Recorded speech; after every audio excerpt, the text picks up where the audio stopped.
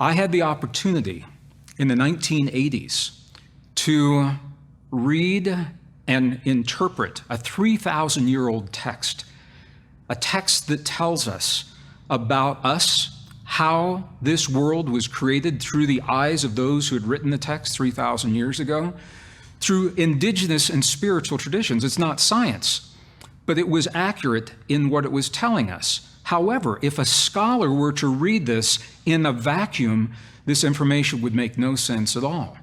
I also had the opportunity to take the same text and read it through the eyes of the best science of the 21st century. And let me tell you what happened.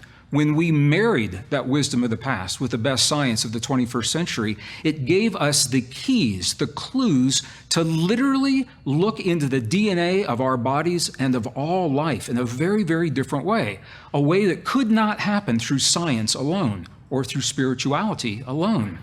And when we did, what we found was that within the DNA of every form of life, we find a message that has been with us from the very beginning.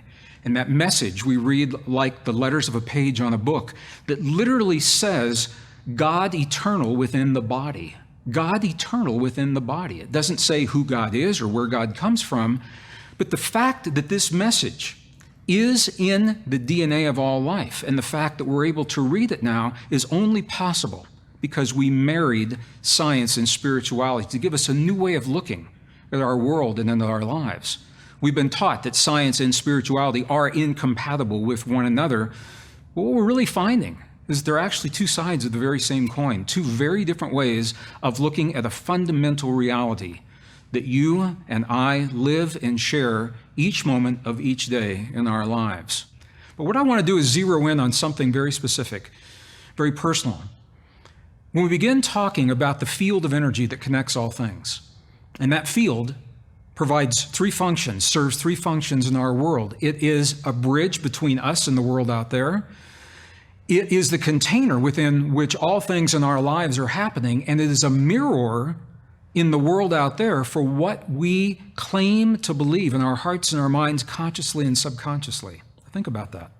A mirror in the everyday world for our deepest beliefs that we may not even be aware of.